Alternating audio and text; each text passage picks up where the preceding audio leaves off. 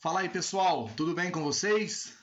Vamos iniciar mais uma semana de estudos na nossa disciplina de empreendedorismo e inovação.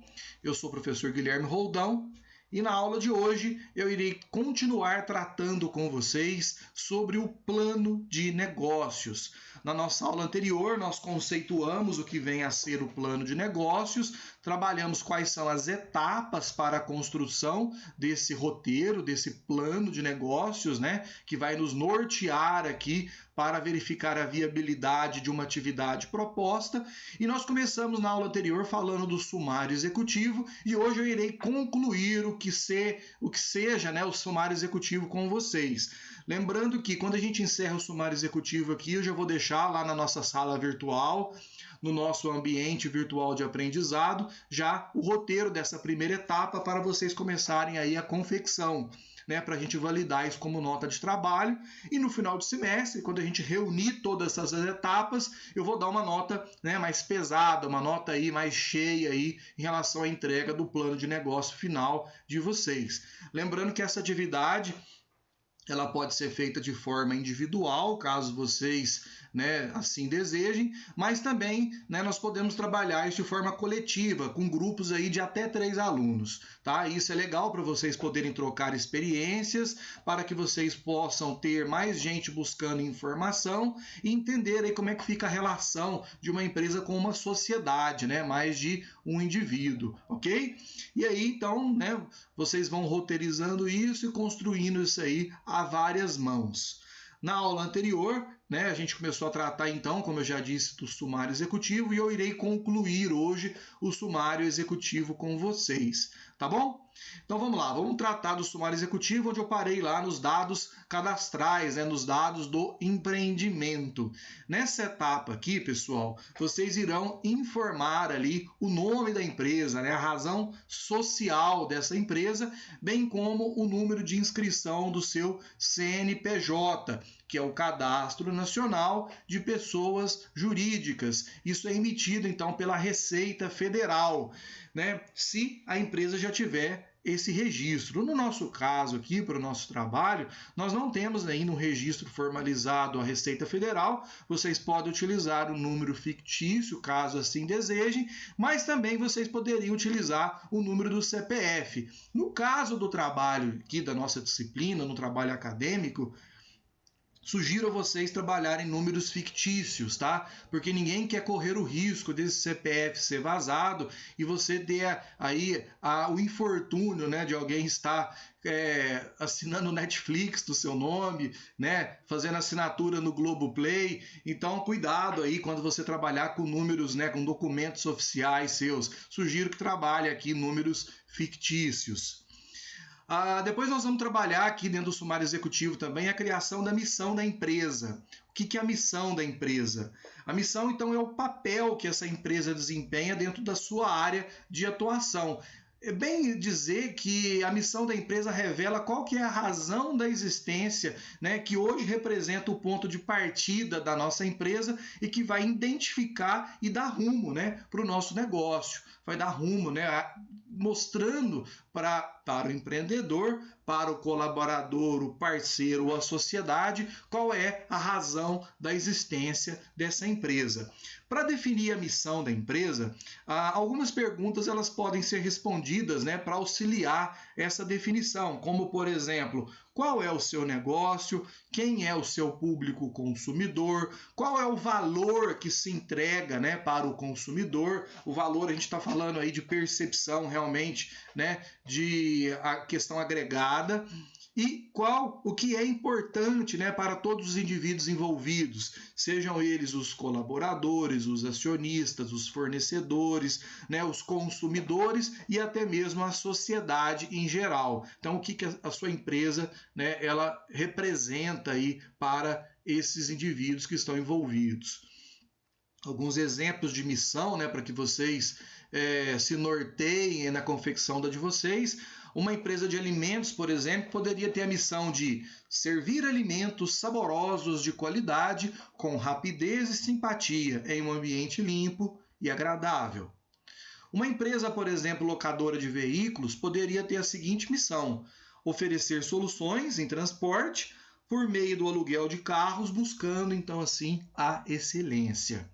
No caso de um hospital, por exemplo, né, nós poderíamos ter uma missão onde a razão da existência da empresa é promover a melhoria da qualidade de vida e a satisfação das pessoas, praticando medicina por meio de uma organização hospitalar autossustentável. Então nós temos aqui alguns exemplos de missão, vocês podem entrar nas páginas online das empresas que vocês se inspiram aí, com certeza lá tem a missão, a razão, os valores, né, dessa empresa, a missão, né, e a visão dessa empresa, bem como seus valores, que norteiam aí a razão da existência, né, e a prospecção de futuro dessas organizações. Importante também, dentro do sumário executivo, nós informarmos aqui os setores de atividade que essas empresas estão inseridas, sendo que ali você vai informar, né, uma definição de qual é o negócio da empresa e identificar quais são os setores da economia que a empresa pretende atuar. Pode ser mais de um, pode ser um só, então depende do grau de complexidade que a sua empresa está, né, proposta a atuar aí no mercado. Os setores da economia que nós temos são, por exemplo, o setor da agropecuária, que ele se propõe a trabalhar com a parte de produção vegetal, né? Nós temos dentro do setor agropecuária também a produção e a criação animal e temos também, né, a situação da agroindústria, certo? Nós temos também, de modo mais amplo, né, como o setor da economia também a indústria, que se baseia na transformação de matéria-prima em qualquer produto acabado, bem como a indústria também de tecnologia, também que está embutido aqui dentro do setor econômico da área industrial.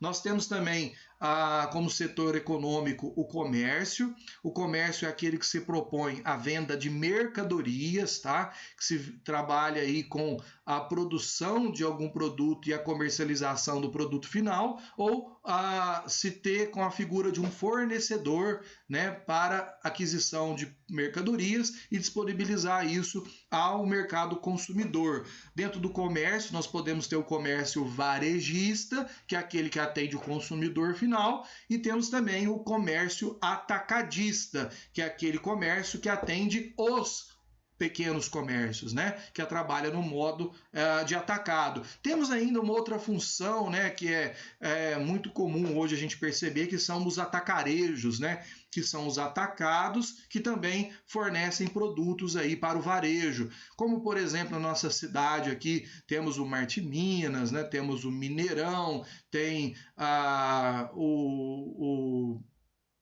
temos aí quem mais? O Bahamas, né? Nós temos, quem mais? Temos diversos outros atacadão, por exemplo, que são atacarejos aí que trabalham, né, na modalidade de comércio. E temos também, como setor da economia, a prestação de serviços, que é onde a gente não tem a transmissão de nenhum bem, né? Realmente a prestação de um serviço, simplesmente o uso, né, da inteligência ou simplesmente de algo que se propõe a atender aí por meio de um serviço que alguém está disposto a pagar por ele, né? Então, um exemplo, nós temos a consultoria, nós temos o corte de cabelo, né? Nós temos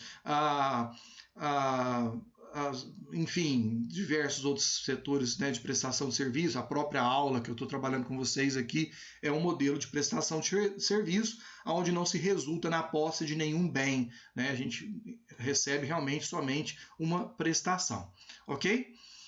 Então a gente tem aqui como esses aí os nossos setores de atividade. É importante também a gente informar dentro do sumário executivo qual que é a forma jurídica dessa empresa.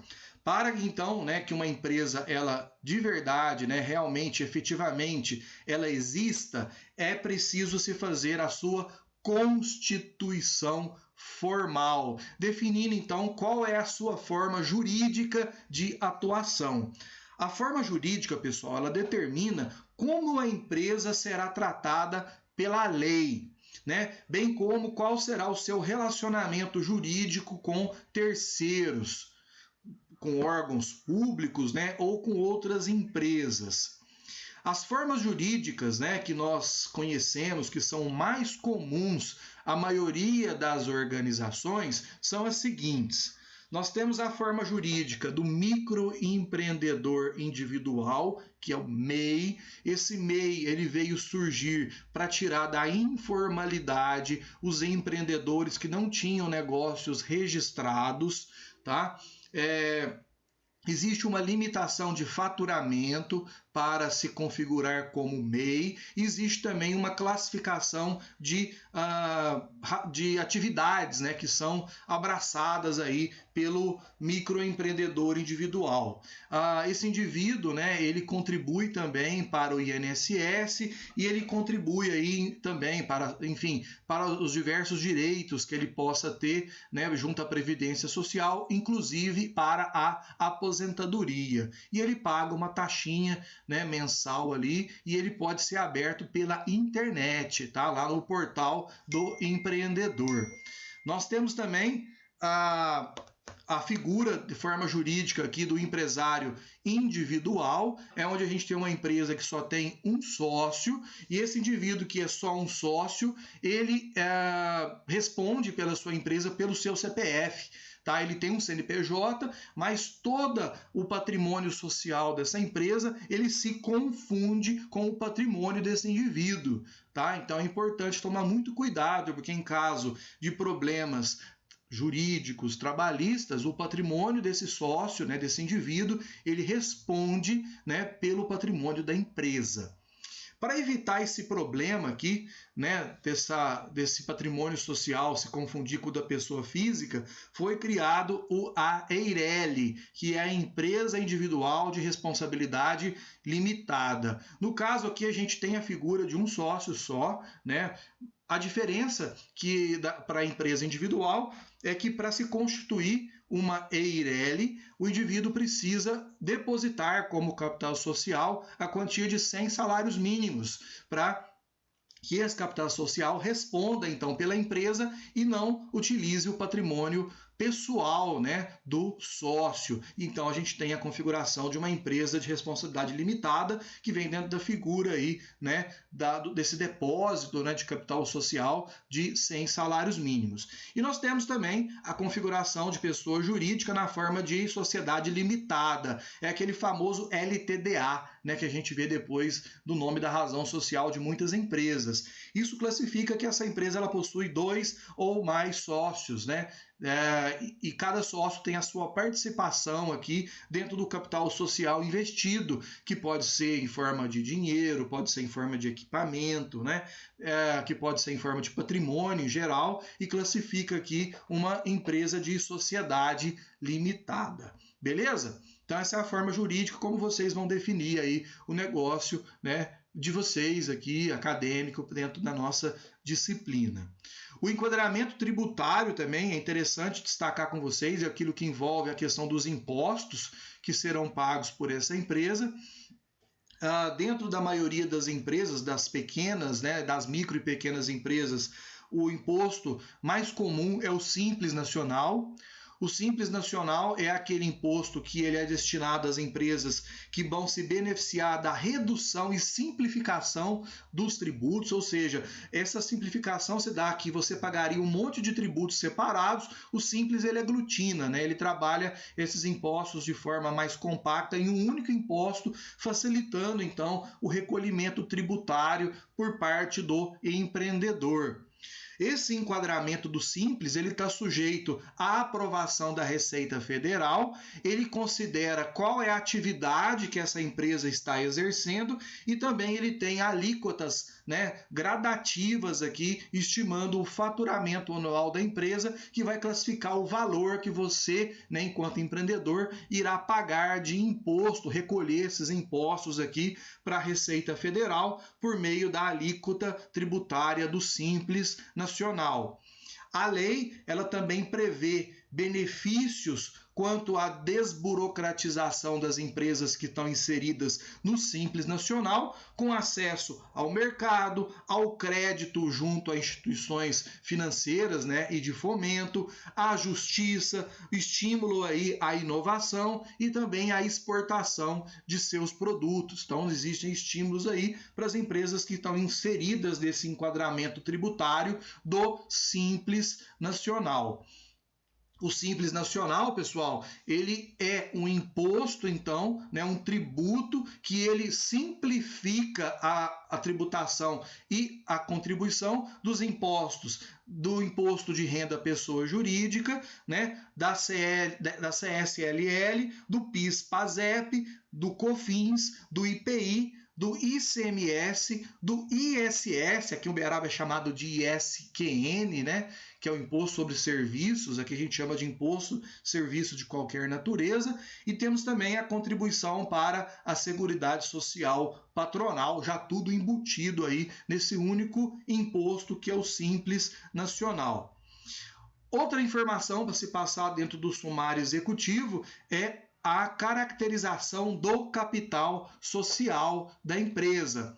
O capital social, pessoal, ele é representado por todos os recursos, sejam eles monetários, sejam eles de equipamentos, ferramentas e patrimônio geral, que são colocados pelo proprietário, né, ou pelos proprietários para a montagem, para que esse negócio opere, né, e se torne aí, né, uma atividade que esteja funcionando. Então, todo esse dinheiro, todos esses recursos, todo esse patrimônio que é colocado na atividade para que ela inicie, vamos chamar isso aqui de capital social. No caso de você escolher ter um sócio, né, dentro do seu negócio, é preciso então que você determine qual que é o valor de capital social de cada sócio, né, em valores monetários e também em porcentagem, é importante isso também, né, de quanto que cada um vai investir nesse capital. Para que isso? Para a gente poder determinar a relação da distribuição dos lucros, por exemplo, então ela se vem baseada dentro da destinação aqui do capital social de cada sócio. No caso dessa empresa dissolver, no caso dessa empresa fechar, né, ela vai se dividir aqui o seu patrimônio em proporção percentual de acordo com o capital social e até na questão das dívidas, né? Se essa empresa contrair aí dívidas, tiver problemas aí em relação a colapsos financeiros, as dívidas também elas são divididas conforme o capital social de cada sócio, ok? Bom, outra relação para a gente tratar também é sobre as fontes de recursos, né? Para se iniciar a atividade. Nesse momento aqui, pessoal, nós vamos determinar como serão obtidos os recursos financeiros para a implantação aí dessa nossa empresa.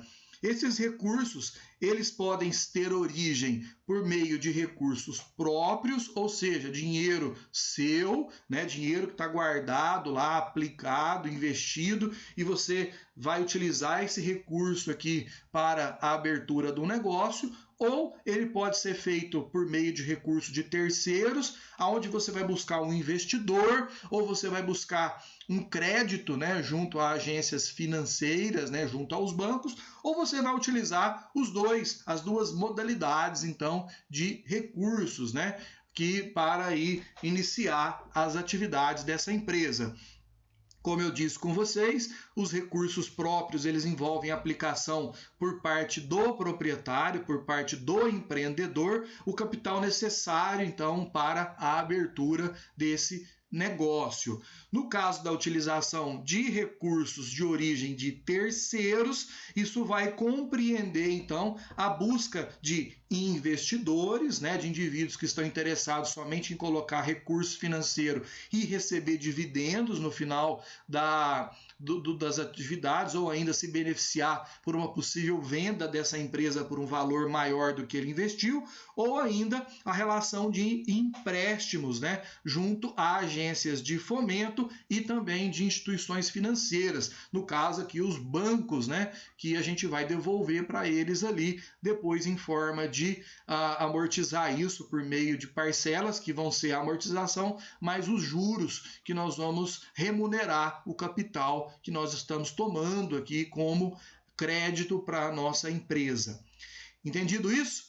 Então, isso aqui nós já vamos começar a desdobrar aqui o nosso trabalhinho que vocês vão entregar aí daqui 15 dias aqui na nossa disciplina, né, dentro do nosso sumário executivo. Entendido isso, pessoal? Beleza? Então essa é a mensagem para a gente passar na aula de hoje. A gente concluiu então o sumário executivo, a gente começa a aula que vem tratando então sobre análise de mercado. Tudo bem? Então eu agradeço aqui a sua companhia. Até a semana que vem e um abraço.